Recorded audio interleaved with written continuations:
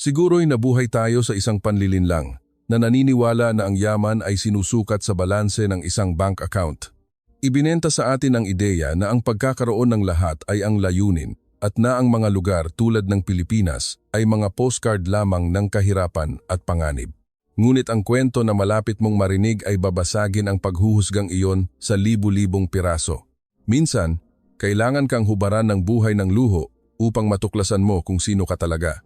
At walang mas mabuting guro sa mundo upang magturo tungkol sa dignidad at respeto kaysa sa lupa ng Pilipinas. Kung naniniwala ka na ang pagpapakumbaba ay mas mahalaga kaysa sa ginto, i-like ang video na ito ngayon din at mag-subscribe dahil ang naranasan ng dalawang kabataang ito ay magpaparamdam sa iyo ng pagmamalaki sa iyong mga ugat. Mag-comment sa ibaba. Ang dignidad ay hindi nabibili. Si Sheikh Rashid Al Fahim ay hindi malupit na tao, ngunit siya ay desperado. Bilang isa sa pinakamakapangyarihang magnate ng langis sa Dubai, nagawa niya ang nakamamatay na pagkakamali ng maraming matagumpay na magulang. Sinubukang bilhin ang pagmamahal ng kanyang mga anak. Pagkatapos ng pagkamatay ng kanyang asawa, pinuno niya ang pagkabakante ng kanyang mansyon ng walang limitasyong credit card, super sports car at 24 oras na serbisyo. Ang resulta ay nagwawasak. Ang kanyang dalawang anak, si Faris, 19, at si Sarah, 17, ay naging mga tirano sa bahay. Si Faris ay isang adik sa luho, hiwalay sa realidad, na tinatrato ang mga empleyado na parang kasangkapan. Si Sarah, isang influencer na baliw sa kanyang imahe, sinusukat ang halaga ng mga tao sa brand ng kanilang sapatos. Nabuhay sila sa isang bubble ng kristal na naniniwala na ang mundo ay umiiral lamang upang paglingkuran sila. Ang huling patak na umapaw sa baso ay nangyari sa isang charitable gala sa Bursal Arab. Pinaligo ni Faris sa publiko ang isang matandang waiter dahil sa pagtapon ng isang patak ng tubig at ipinasa ni Sarah ang buong eksena ng live na nilalait ang pagkamalabo ng mahihirap. Nakita ni Rashid ang eksena mula sa malayo at nakaramdam ng kahihiyan na nagpalamig sa kanyang dugo. Napagtanto niya na hindi siya nagpalaki ng mga anak, kundi mga halimaw. Kailangan niya ng isang matinding hakbang, hindi isang boarding school sa Switzerland, kung saan patuloy silang napapalibutan ng mga elite, kundi isang electric shock ng totoong buhay. Naalala niya ang isang matandang kaibigan noong kanyang kabataan, isang lalaking nagligtas ng kanyang buhay dekada na ang nakakaraan nang si Rashid ay wala pa. Si Mang Alex, isang magsasaka sa kabundukan ng Laguna, Pilipinas, isang taong walang milyon-milyon, ngunit may yaman sa moralidad na nawala kay Rashid. Ang desisyon ay ginawa kinagabihan ding iyon. Pumasok si Rashid sa mga kwarto ng kanyang mga anak at, na may lamig na hindi pa nila nakikita, ibinigay sa kanila ang balita, mag-empake kayo ng mga pangunahing gamit, magbabakasyon kayo. Ngumiti sina Faris at Sarah, iniisip ang Paris o Milan. Saan tayo pupunta, tatay? Tanong ni Sarah. Pinaplano ko na ang aking mga outfit para sa Monaco. Sa Pilipinas, sagot ni Rashid. Ang katahimikan sa kwarto ay lubos. Pagkatapos ay dumating ang mga sigaw. Para sa mga kabataang ito na nalason ng sensationalist na balita at kanluraning paghuhusga, ang Pilipinas ay hindi isang bansa. Ito ay isang sentensiya ng kamatayan. Pilipinas, sigaw ni Faris sa takot. Tatay, doon tayo ikukulong. Ito ay bansa ng mga bandido, walang iba kundi lupa at mga kriminal. Pinaparusahan mo kami. Eksakto, sabi ni Rashid. Pupunta kayo para manirahan kay Mang Alex. Walang card, walang pribadong seguridad, walang katulong. Matututo kayo kung paano mamuhay ang totoong tao. Umiyak si Sarah, iniisip na tapos na ang kanyang buhay panlipunan. Nagbanta si Faris na tatakas, ngunit matigas si Rashid. Kinuha niya ang kanilang mga smartphone, alahas at pera. Ibinigay niya sa kanila ang mga tiket sa eroplano at isang simpleng maleta bawat isa. Naniniwala kayo na ang pera ang nagpapataas sa inyo, sabi ni Rashid sa airport habang tinitingnan nila ang gate ng pagboarding nang may pagkasuklam. Pupunta kayo sa isang lugar kung saan hindi kayo ililigtas ng pera. Kung babalik kayo na pareho, nabigo ako bilang ama. Ngunit umaasa ako na ituturo sa inyo ng Pilipinas ang hindi ko nagawa, ang hindi alam ni na Faris at Sarah. Habang sumasakay sila sa eroplanong iyon na may takot sa kanilang mga mukha ay hindi sila pupunta sa impyerno. Pupunta sila sa Universidad ng Buhay. Lulan sila ng mga paghuhusga. Iniisip na haharapin nila ang pinakamasama sa mundo nang hindi alam na malapit na nilang makilala ang mga taong may pinakamalaking puso sa planeta. Akala nila ang Pilipinas ang magiging parusa nila, ang kanilang bilangguan. Wala silang ideya na sa katotohanan ay papunta sila sa kanilang sariling kalayaan. Lumipad ang eroplano, iniiwan ang walang lasang luho ng disyerto patungo sa magulo, maganda at buhay na lupain. Ang cultural shock ay malapit nang magsimula at ang kayabangan ng dalawang kabataan ay malapit nang bumagsak sa hindi malalagpasan na pader ng dignidad ng Pilipinas. Ang paglapag sa Ninoy Aquino International Airport sa Maynila ay ang unang suntok sa kanilang mga inaasahan, ngunit hindi sa paraang inaasahan nila. Lumabas sina Faris at Sara ng eroplano, tumitingin sa lahat ng dako, umaasa na makakita ng kaguluhan, pagkawasak at panganib na nagkukubli sa bawat sulok. Niyakap nila ang kanilang mga maleta na parang mga salbabida sa gitna ng karagatan. Ang kanilang mga isipan, na lason ng mga taon ng paghuhusga, ay nagpinta ng karatula sa bawat kayumangging mukha na nakita nila. Huwag kang kakausap kahit sino, Sara, bulong ni Faris, pinagpapawisan ng malamig. Dito, lahat ay ninanakaw sa iyo, ngunit ang paliparan ay moderno. Ang mga tao ay nagmamadali, nagyakapan ang mga pamilya, at ang hangin ay nanginginig sa isang enerhiya na hindi nila kilala. Gayunpaman, hindi ang kabisera ang kanilang destinasyon. Mayroon silang mga tagubilin na maghintay sa labas. Naisip nila na isang armored van o kahit man lang disenteng transportasyon ang ipapadala ng kontak ng kanilang ama. Ang dumating ay isang lumang jeepney, UP-UP at kupas dahil sa araw, na may mga sako ng buto sa likuran at isang anting-anting ng San Judas Tadeo na nakasabit sa salamin sa likod. Mula sa sasakyan ay bumaba si Mang Alex. Hindi siya ang bandido na kinatatakutan nila o ang masunuring katulong na inaasahan nila. Siya ay isang 65 taong gulang na lalaki na may malaki at magaspang na mga kamay, isang mukha na tinandaan ng araw ng bukid at isang tingin na napakalinaw na nagpapahina ng loob. Nakasuot siya ng salakot at tsinelas na gawa sa balat. Maligayang pagdating, mga anak, sabi ni Mang Alex na may taos-pusong ngiti. Iniaabot ang kamay upang batiin sila. Hindi ito kinuha ni Faris. Tiningnan niya ito mula ulo hanggang paa ng may paghamak. Kayo po ba ang empleyado ng aking ama? Tanong niya, nang may kayabangan. Hindi nabura ni Mang Alex ang kanyang ngiti, ngunit ang kanyang tingin ay bahagyang tumigas na may pasensya ng isang nagpaamo ng mas matitigas na toro. Ako ang kanyang kaibigan, iho, at dito ay walang empleyado, pamilya lang. Sumakay na kayo. Mahaba ang daan, patungo sa kabundukan. Tiningnan ni Sara ang mga upuan ng jeepney nang may takot. Hindi ako sasakay dyan! Amoy kulungan ng hayop! Walang aircon! At ang driver. Ang hangin ay pumapasok sa bintana, Hija. At ako ang driver. Sumakay kayo o maiiwan kayo. Dito, hindi naghihintay ang oras kahit sino. Ang paglalakbay patungo sa kabundukan ng Laguna ay isang pagpapahirap para sa kanilang mga ego, ngunit isang tanawin para sa kaluluwa na ayaw nilang makita. Iniwan nila ang mga gusali at pumasok sa mga kalsadang napapalibutan ng matinding berde, mga bundok na abot ang ulap at makukulay na bayan. Ngunit kahirapan lamang ang nakita nila. Nakita nila ang mga bahay na hindi pa tapos, mga asong gala, mga kainan sa kalsada. Tingnan mo ito, Sara, sabi ni Faris, habang nagre-record ng video na hindi niya ma-upload dahil sa kawalan ng signal. Ito ang dulo ng mundo. Galit si tatay sa atin. Ipinadala niya tayo sa kahirapan. Dumating sila sa bukid ni Mang Alex sa Takip Silim. Hindi ito isang hasyenda. Ito ay isang bahay na gawa sa bato at kahoy na may malawak na bakuran kung saan nagtatakbuhan ang mga manok at isang amoy ng nasunog na kahoy na lumulutang sa hangin. Para kay Mang Alex, ang bahay na iyon ang kanyang palasyo na itinayo sa loob ng 40 taon ng pawis. Para sa mga kabataang Arabe, ito ay isang kubo. Lumabas si Aling Elena, ang asawa ni Mang Alex, upang salubungin sila. Isang maliit na babae na nakatali ang buhok sa singyon at may malong sa kanyang mga balikat. Pumasok na kayo mga anak, siguro'y gutom kayo, mainit na ang kanin. Pumasok si Faris sa kwarto na itinalaga sa kanila. Malinis ito, ngunit simple. 2 solong kama, isang imahe ng mahal na birhen ng Guadalupe, at isang bintana na walang salamin, lambat lamang na panlaban sa lamok. Nasaan ang private bathroom? Sigaw ni Sara. Ito ay di makatao. Ang unang gabing iyon ay kakila-kilabot. Tumanggi silang kumain. Umupo sila sa kanilang mga kama ng galit na nararamdaman na sila ang pinakamalaking biktima sa kasaysayan. Naniniwala sila na totoo ang kanilang paghihirap.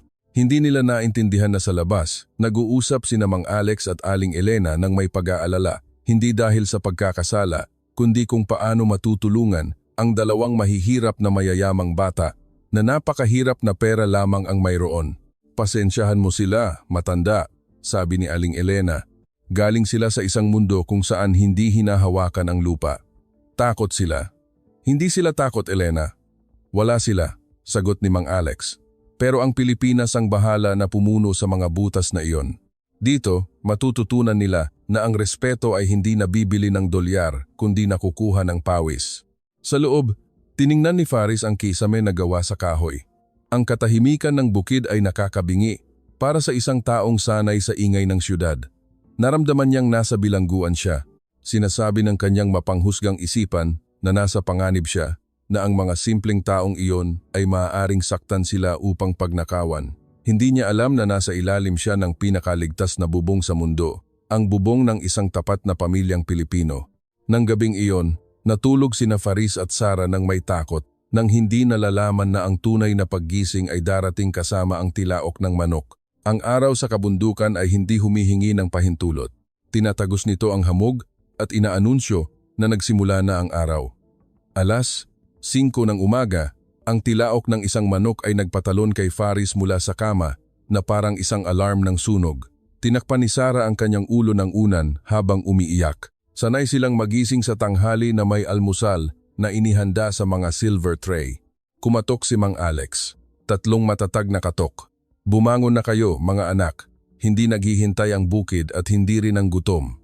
Lumabas sila ng kwarto na nagkakaladkad ng paa na may mukhang hindi pala kaibigan. Sa kusina, ang amoy ng kape barako at bagong lutong kanin ay bumaha sa kapaligiran. Si Aling Elena ay nagluluto ng kanin sa kalan na may nakakabighaning ritmo. Umupo sila sa rustikong mesa na gawa sa kahoy. Ibinuhos ni Mang Alex sa kanila ang isang plato ng kanin, isang piraso ng longganisa at itlog, at isang maanghang na sausawan. Tiningnan ni Faris ang pagkain ng may pagkasuklam. Bahagya niyang itinulak ang plato. Hindi ko kinakain ito, sabi niya na may mayabang na tono. Sa bahay ko, nag-aalmusal ako ng imported na tupa, sariwang prutas, French bread. Ito ay pagkain ng aso. Ang katahimikan sa kusina ay nanlamig. Huminto si Aling Elena sa kanyang ginagawa. Dahan-dahang ibinaba ni Mang Alex ang kanyang tasa ng kape. Hindi siya sumigaw, hindi niya hinampas ang mesa, ngunit bumaba ang kanyang boses ng isang tono na nagkaroon ng bigat na mas nakakatakot kaysa sa anumang sigaw. Sa bahay na ito, anak, ang pagkain ay sagrado, sabi ni Mang Alex na diretsong nakatingin sa kanyang mga mata. Ang longganisa na iyong hinahamak ay pinatuyo ng araw ng lupaing ito. Ang kanin na iyan ay itinanim ng aking pawis. Dito, walang nasasayang kahit isang butil dahil alam namin kung gaano kahirap makuha ang pagkain mula sa lupa. May pera ako, pagputol ni Faris, na instinctive na hinahanap ang kanyang mga walang laman na bulsa. Maaari akong magbayad para sa mas mahusay. Gusto kong umorder ng pizza. Nasaan ang telepono? Sumali si Sara sa protesta. Oo, ito ay kasuklam-suklam. Tingnan niyo ang lugar na ito. Wala man lang marmol na sahig. Paano kayo nabubuhay ng ganito? Gusto naming pumunta sa restaurant. Tumayo si Mang Alex. Hindi siya matangkad na tao, ngunit sa sandaling iyon ay tila siya isang higante. Napakalinaw ng sinabi ng inyong ama. Dito ay walang restaurant. Dito, kinakain ang kung ano ang mayroon at nagpapasalamat. Kung ayaw ninyong kumain nito, ayos lang, huwag kayong kumain. Ngunit hindi ko papayagan na lapastanganin ninyo ang pagkain ng aking asawa. Kalmado niyang inalis ang kanilang mga plato. Sina Faris at Sara ay natulala. Naisip nila na susuko si Mang Alex. Natatakbo siya upang maghanap ng isang espesyal na bagay upang pasayahin ang mayayamang bisita. Ngunit sa Pilipinas, ang mga kapritso ay ginagamot ng realidad. Lumipas ang mga oras, lumipas ang almusal at papalapit na ang oras ng tanghalian.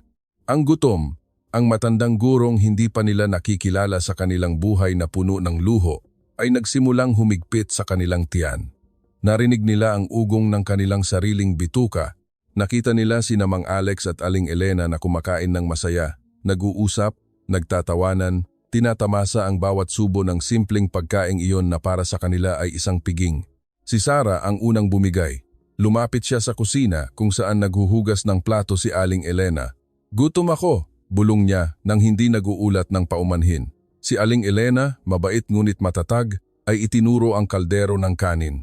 "Nandoon ang pagkain, anak. Kung gusto mo, kumuha ka at hugasan mo ang iyong plato pagkatapos." Nanlaki ang mga mata ni Sarah. Kukunin niya mismo ang pagkain, huhugasan niya ang kanyang plato. Sa kanilang mansyon, iyon ay imposible, ngunit ang gutom ay hindi nakakaintindi ng estado. Na may nanginginig at walang kakayahang mga kamay, kumuha siya ng isang plato ng kanin na may kaunting longganisa at isang piraso ng piniritong itlog. Kumagat siya sa unang subo nang may pag-aalinlangan, umaasang ayawan ito, ngunit pagkatapos ay nangyari. Ang lasa ng lupa, ang amoy ng kalan, ang init ng tahanan ay isang bagay na hindi pa niya natikman sa kanyang mga 5-star banquet. Hindi ito lasang plastic o preservatives. Lasang buhay ito. Nakita ni Faris na kumakain ang kanyang kapatid, nilunok ang kanyang pagmamataas at kumuha din ng pagkain. Kumain sila ng tahimik, nilamon ang lahat. "Masarap ba, anak?" tanong ni Mang Alex na pumasok sa sandaling iyon na may ngiti na hindi panunuya kundi aral na natutunan. "Oo," pag-amin ni Faris na nakayuko ang ulo. "Masarap. Ang gutom ang pinakamahusay na panimpla, anak," sabi ni Mang Alex habang ipinapatong ang isang kamay sa kanyang balikat. "At mas masarap ang pagkain kapag nauunawaan na ito ay regalo ng Diyos at ng paggawa, hindi isang karapatan na binibili." Nang araw na iyon, lumitaw ang unang lamat sa baluti ng kayabangan ng magkapatid. Nalaman nila na sa sulok na iyon ng Pilipinas, sila at ang kanilang kayamanan ay walang halaga. Ang tanging mahalaga ay ang pasasalamat, ngunit ang tunay na pagsubok ay nagsisimula pa lamang. Hindi sila hahayaan ni Mang Alex na magbakasyon. Bukas, inihayag ni Mang Alex kinagabihan, "Matututunan ninyo kung saan nanggaling ang kinain ninyo ngayon. Bukas, pupunta tayo sa Maisan." Nagsimula ang ikatlong araw nang may malamig na hamog na bumabalot sa mga burol. Nakahanda na si Mang Alex na may itak sa sinturon at 2 karagdagang asada. "Tara na," sabi niya habang inihahagis kay Faris ang lumang bota na gawa sa goma. "Saan?" tanong ng binata. "Antok pa rin. Sa trabaho." "Oh, akala mo ba basta na lang lumalabas ang pagkain sa supermarket? Ngayon, makikita ninyo kung gaano kahirap ang pagpapawisan ng tinapay." Sinubukan ni Faris na magprotesta. Nagdahilan siya ng pananakit ng likod, alerhiya, anumang dahilan. Ngunit ang tingin ni Mang Alex ay hindi tumatanggap ng pagtutol. Hindi rin nakaligtas si Sarah. "Sumama ka sa akin, anak," sabi ni Aling Elena. "Kailangan nating ipaghiwalay ang butil ng mais at ihanda ang tanghalian para sa mga manggagawa at ayoko ng ganyang mahabang mukha dahil ang masa ay sumasama sa masamang kalooban." Dumating si Faris sa bukid ng mais. Nakita niya ang matatandang lalaki na ang balat ay kulubot na parang balat, na nagtatrabaho sa ilalim ng matinding araw, nakayuko sa lupa na may tuloy-tuloy na ritmo. Itinuro ni Mang Alex ang isang hilera. "Kailangan nating alisin ang masasamang damo ng maingat sa mais." Sa unang 10 minuto, parang laro lang kay Faris. Sa 30 minuto, nasusunog ang kanyang mga kamay. Sa 1 oras, pakiramdam niya ay nabibiyak ang kanyang likod. Sinusunog ng araw ang kanyang balat na sanay sa aircon. Tiningnan niya ang ibang mga lalaki. Umaasang makita silang naghihirap, ngunit nagbibiruan sila, kumakanta, nagtutulungan. Nakita ng isa sa mga manggagawa, isang binata na nagngangalang Mateo, si Faris na huminto, humihingal at halos umiiyak. "Pagod ka na ba, iho?" tanong ni Mateo habang iniaabot ang isang bote ng tubig. Umaasa si Faris ng panunuya. Umaasa siyang pagtatawanan nila ang walang silbing mayamang bata. Ngunit ngumiti si Mateo sa kanya nang may pakikiramay. "Uminom ka. Ang tubig dito ay lasang langit. Sa simula masakit, ngunit pagkatapos ay masasanay ang katawan. Huwag kang susuko." Ang kilos na iyon ay nagpahina kay Faris. Sa kanyang mundo, pinaparusahan ang kahinaan. Dito, sinusuportahan ito. Walang nakikipagkumpetensya sa kanya. Lahat ay nagtutulungan. "Bakit ninyo ginagawa ito?" tanong ni Faris habang umiinom ng sariwang tubig. "Bakit napakaraming trabaho para sa napakaliit na pera?" Pinunasan ni Mateo ang kanyang pawis gamit ang kanyang braso at tumingin sa malayo. Dahil ito ang ating lupain, kaibigan, at dahil ang makita ang iyong pamilya na kumain mula sa iyong sariling itinanim, iyon ay walang presyo. Ang pera ay dumarating at umalis, ngunit ang dignidad ng pagdadala ng tinapay sa iyong tahanan, iyon ay hindi may aalis sa iyo ng kahit sino. Samantala, sa bahay, nakaupo si Sarah sa sahig, napapalibutan ng mga butil ng mais. Ang kanyang perpektong acrylic nails ay nababasag. Gusto niyang umiyak. Trabaho ito ng katulong, bulong niya.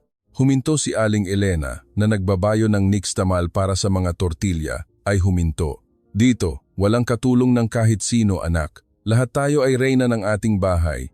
Ang paglilingkod sa iyong mga mahal sa buhay ay isang gawa ng pagmamahal, hindi pagpapasakop. Kung sa tingin mo ay napakabuti mo para madumihan ang iyong mga kamay, kung gayon, napakaliit mo para maintindihan ang buhay. Natahimik si Sarah.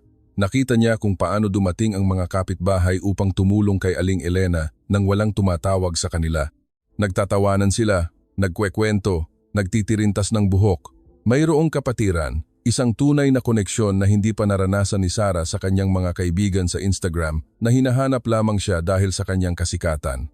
Nang hapon, nang bumalik si Faris mula sa bukid, siya ay puno ng lupa, may mga kamay na dumudugo dahil sa mga paltos at naglalakad ng nakayuko. Nakita siya ni Sarah at tumakbo patungo sa kanya ng may takot. Tingnan mo ang ginawa nila sa iyo. Ito ay pang-aabuso. Ngunit itinaas ni Faris ang kanyang ulo, pagod siya. Oo, ngunit mayroong isang bagong bagay sa kanyang mga mata, isang kakaibang kinang. Lumapit si Mang Alex at ipinatong ang kanyang kamay sa kanyang balikat. Magandang trabaho ngayon, anak. Hindi ka sumuko. Tiningnan ni Faris ang kanyang maruming mga kamay. Sa unang pagkakataon sa kanyang buhay, ang mga kamay na iyon ay gumawa ng isang kapaki-pakinabang. Hindi sila humawak ng game controller o ng manibela ng isang Ferrari. Nagtrabaho sila sa lupa at, kakaiba, sa kabila ng sakit, nakaramdam siya ng bahagyang pagmamalaki. Salamat po, Mang Alex, sabi ni Faris. Ito ang unang pagkakataon na sinabi niya ang salitang salamat sa loob ng maraming taon. Nang gabing iyon, nakaupo sa beranda, tinitingnan ang mga bituin.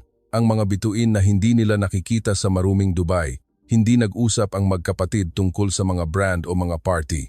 Nag-usap sila tungkol sa sakit, pagod, at ang kakaibang kapayapaan na naramdaman nila sa pagkaalam na pinagtrabahuhan nila ang kanilang hapunan. Natutuklasan nila na ang Pilipinas ay hindi isang bansa ng mga tamad, tulad ng sinasabi ng mga ignorante, at ang mangyayari sa piyesta ng bayan ay magbabago kay Sarah ng tuluyan. Dumating ang araw ng piyesta patronal ng bayan. Mula pa umaga, naririnig na ang mga paputok at tugtog ng banda. Ngayon, walang trabaho, sabi ni Mang Alex sa mga kabataan. Ngayon magdiriwang tayo at magpapasalamat. Ayaw pumunta ni Sarah. Pakiramdam niya ay pangit siya ng walang makeup, ng walang kanyang designer clothes, nakasuot lamang ng binurdang blusa na ipinahiram ni Aling Elena. Lahat sila ay titingin sa akin ng kakaiba, reklamo niya. Titingnan kanila ng may pagmamahal, kung titingnan mo sila ng may respeto. Sagot ni Aling Elena habang malambing na sinisuklay ang kanyang buhok sa tirintas.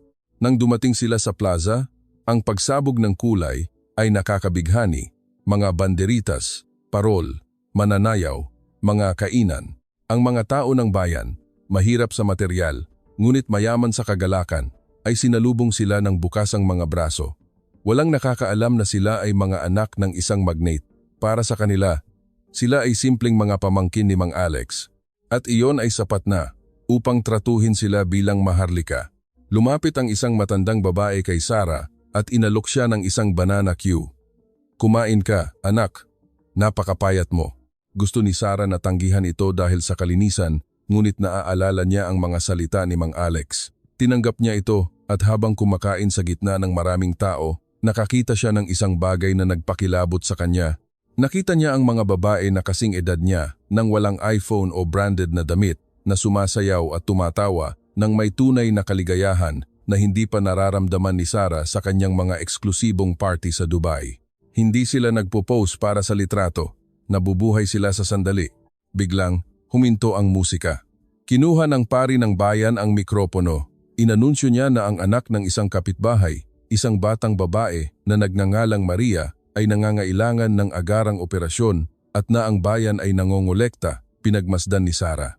Nakita niya ang mga taong halos walang makain na naglalabas ng mga barya mula sa kanilang mga bulsa. Nakita niya si Mang Alex na nagbigay ng kung ano ang dala niya. Nakita niya ang isang makapangyarihan, tunay, magandang pagkakaisa. Walang nagtatanong, ano ang kikitain ko? Lahat ay nagsasabi, paano ako makakatulong? Sa sandaling iyon, hinawakan ni Sarah ang kanyang leeg. Wala siyang kwintas na diamante, naramdaman niyang walang silbi siya. Sa kanyang nakaraang buhay, pirmahan niya ang isang tseke ng hindi nag-iisip upang lang magpanggap. Ngunit dito, nang walang pera, wala siyang maibibigay. O mayroon? Lumapit siya sa isang grupo ng mga babae na nagme-makeup sa mga bata para sa isang folk dance performance.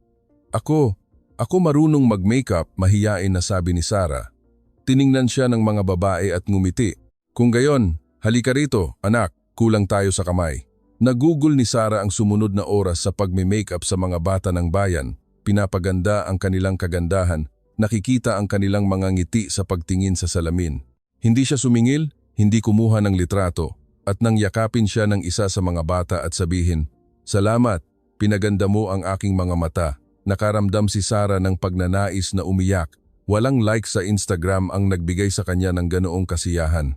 Napagtanto niya na ang kanyang talento ay maaaring magsilbing magbigay ng kagalakan, hindi lamang para magpakita ng kayabangan. Samantala, si Faris ay kasama ng mga lalaki, malapit sa mga kural, nakatakas ang isang guya at tinatakot ang mga tao. Lahat ay tumatakbo.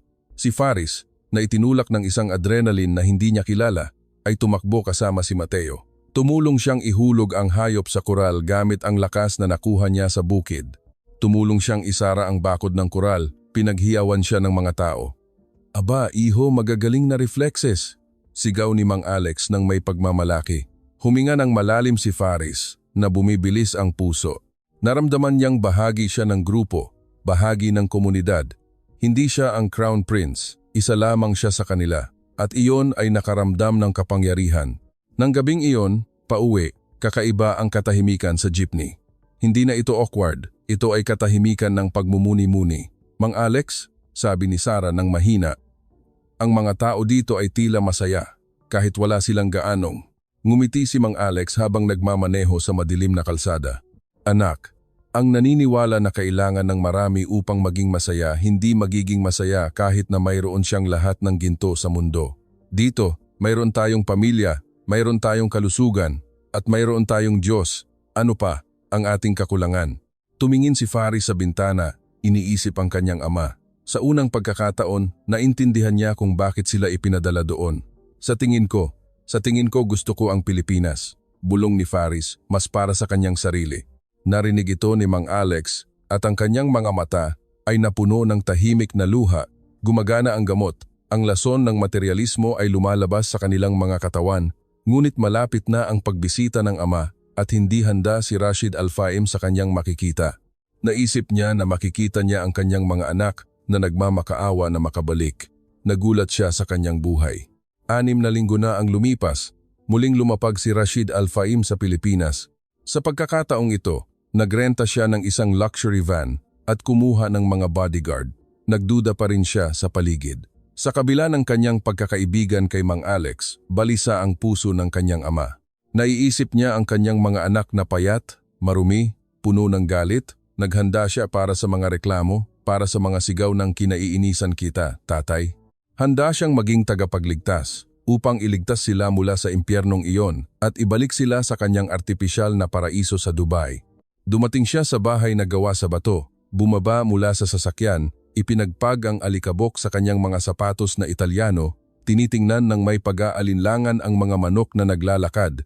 "Mang Alex," tawag niya mula sa pasukan, "nandito ako para sa aking mga anak." Ang sumunod niyang nakita ay nagpahina sa kanya. Sa bakuran, walang 2 kabataan na umiiyak sa isang sulok. Nakita niya si Faris. Buhat-buhat niya ang isang bungkus ng kahoy sa balikat na may namumukod na mga kalamnan, balat na nangitim sa araw, at isang sando na nabahiran ng tapat na paggawa. Nagtatawanan siya kay Mateo habang nagtitimbon ng kahoy. Hindi siya mukhang isang walang silbing prinsipe. Mukha siyang isang tao. Nakita niya si Sarah.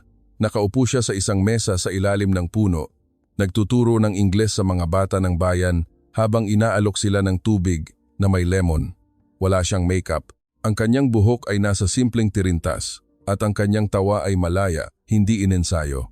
Inalis ni Rashid ang kanyang salamin sa araw. Hindi siya makapaniwala. "Sila ang mga anak ko, tatay," sabi ni Faris nang makita siya. Ibinaba ang kahoy at lumapit. Umaasa si Rashid ng malamig na yakap o isang panunumbat, ngunit mahigpit na nakipagkamay si Faris, isang magaspang, matatag na kamay, at pagkatapos ay niyakap siya ng may init na hindi naalala ni Rashid. "Mabuti at dumating ka," nauutal, nasabi ni Rashid. "Umalis na tayo, tapos na ang parusa. Naghihintay ang eroplano sa atin. Babalik tayo sa bahay." Sa ginhawa, umaasa siya na tatakbo sila upang mag-empake. Ngunit dahan-dahang tumayo si Sarah at tumayo sa tabi ng kanyang kapatid. "Tatay," sabi niya, "hintay, hindi pa namin tapos tulungan si Aling Elena sa pag-ani ng mais." Kumurap si Rashid, nalilito. "Ani? Tumulong?" "Sarah, hindi mo hinahawakan ang lupa. Ikaw ay isang alfahim. Umalis na tayo. Bibili ako ng kahit anong gusto niyo. Bagong kotse, mga biyahe." Umiling si Faris na may mahinahong ngiti. "Hindi namin kailangan ng bagong kotse, tatay. Nasira ang traktora ni Mang Alex. Naisip ko na sa aking allowance ay makakabili kami ng pyesa. Maari ko itong ayusin mismo. Nag-aaral ako ng mekaniko sa kanya." Naramdaman ni Rashid na gumuho ang kanyang mundo. Ang kanyang anak, ang nagtatapon ng iPhone dahil hindi tama ang kulay, ay gustong gastusin ang kanyang pera sa traktora para sa ibang tao. "Ano ang ginawa ninyo sa kanila?" tanong ni Rashid. Tinitingnan si Mang Alex ng halos may takot. "Nalinlang ninyo sila." Lumabas si Mang Alex. Pinupunasan ang kanyang mga kamay gamit ang isang basahan. "Hindi, Rashid. Nilinis namin ang kanilang puso. Tinanggal namin ang dumi ng kayabangan upang lumiwanag ang ginto na nasa loob nila. Ang iyong mga anak ay hindi ang iniwan mo. Sila ay mas mahusay." Tiningnan ni Rashid si Sarah. "At hindi mo ba namimiss ang iyong mga party? Ang iyong mga followers?"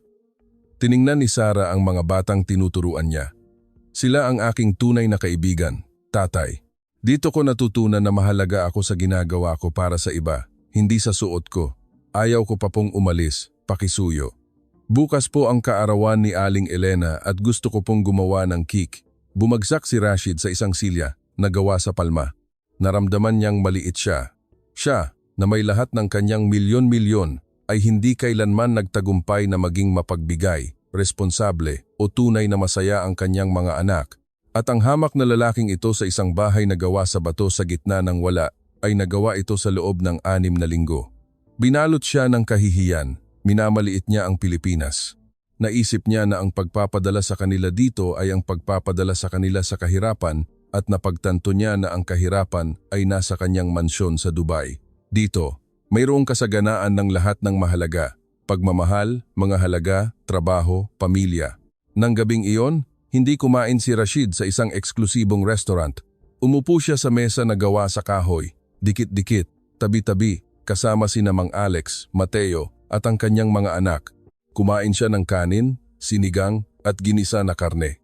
At nakita niya ang kanyang mga anak na nagsisilbi sa mesa, naghuhugas ng mga plato at tumatawa kasama ang lahat. Nakita niya ang respeto sa kanilang mga mata. Nakita niya ang pagkatao. Umiyak si Rashid. Umiyak siya ng tahimik sa kanyang plato ng pagkain.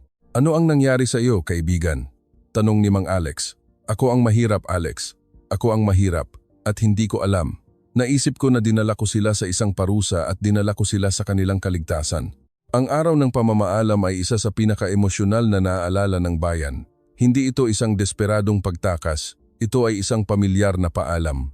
Niyakap ni Faris si Mateo at ang iba pang magsasaka. "Huwag mong kalimutan na higpitan ang tornilyo ng traktora, ha?" sabi ni Faris na may nanginginig na boses. "At huwag mong kalimutan na dito mo ang iyong lupain at ang iyong mga kapatid, iho," sagot ni Mateo. Niyakap ni Sarah si Aling Elena at umiyak na parang bata. "Salamat po sa pagtuturo sa akin na maging isang tunay na babae, hindi isang manika," bulong ni Sarah. Ibinigay ni Aling Elena sa kanya ang isa sa kanyang mga binurdang blusa. "Dalhin mo ito ng may pagmamalaki, anak, at huwag mong kalimutan na ang mga kamay na nagtatrabaho ay mga kamay na hinahalikan ng Diyos." Lumapit si Rashid kay Mang Alex. Kinuha ang kanyang tsekera. Handa siyang magsulat ng isang figure na may 6 na zero. Gusto niyang bayaran siya. Gusto niyang bilhan siya ng bagong bahay, lupain, lahat. Alex, sabihin mo ang isang figure. Kahit ano. Ibinabalik mo sa akin ang aking mga anak. Wala akong paraan upang bayaran ka, ngunit gusto kong subukan. Tiningnan ng mga bodyguard ni Rashid, naghihintay na makita ang kasakiman ng magsasaka. Umaasa silang hihingi siya ng milyon-milyon, ngunit si Mang Alex, na may malalim na dignidad na nagpapakilala sa isang mabuting Pilipino, ay dahan-dahang isinara ang tsekera ni Rashid gamit ang kanyang magaspang na kamay. Itago mo yan, Rashid. Pero Alex, ito ang pinakakaunti na magagawa ko. Hindi kaibigan, sa Pilipinas, ang pamilya ay tinatanggap, hindi sinisingil. Ang ginawa ko para sa iyong mga anak, ginawa ko dahil sa pagmamahal ko sa iyo at sa kanila. Kung tatanggapin ko ang iyong pera para turuan sila ng mga halaga, ipinagbebenta ko ang aking dignidad at ang dignidad ay walang presyo. Napatulala si Rashid. Muli, ang aral sa moralidad ay humampas sa kanya. Sa kanyang mundo, lahat ay nabibili. Dito, ang pinakamahalaga ay libre. Kung gayon, hayaan mo akong gumawa ng isang bagay, pilit ni Rashid. Gumawa ka ng isang bagay, sabi ni Mang Alex. Kinindatan siya. Sabihin mo sa lahat ng mga taong nasa labas sa iyong mundo ng mga skyscraper na ang mga Pilipino ay hindi ang masasamang tao sa mga pelikula. Sabihin mo sa kanila na kami ay mga taong masipag, may pananampalataya at bukas palad.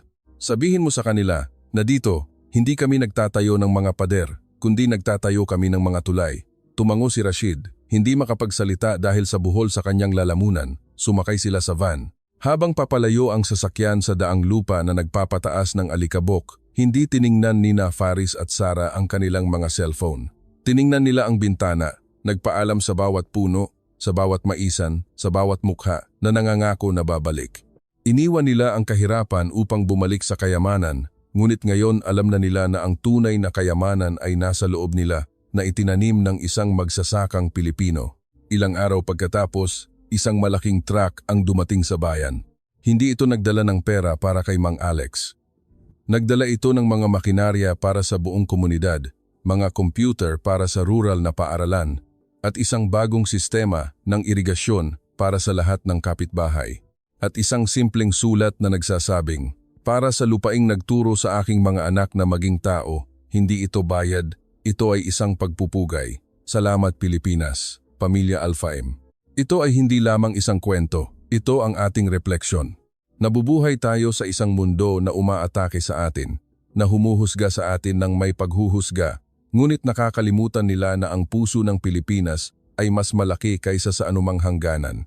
Itinuturo sa atin ni Mang Alex na hindi kailangan ng traje at kurbata upang maging isang guro ng buhay. Itinuturo niya sa atin na ang pagiging mabuting tao, ang karangalan at ang pagkabukas palad ay nasa ating DNA. Dumating sila na naniniwala na ang Pilipinas ay isang parusa at umalis na alam na ito ay isang premyo.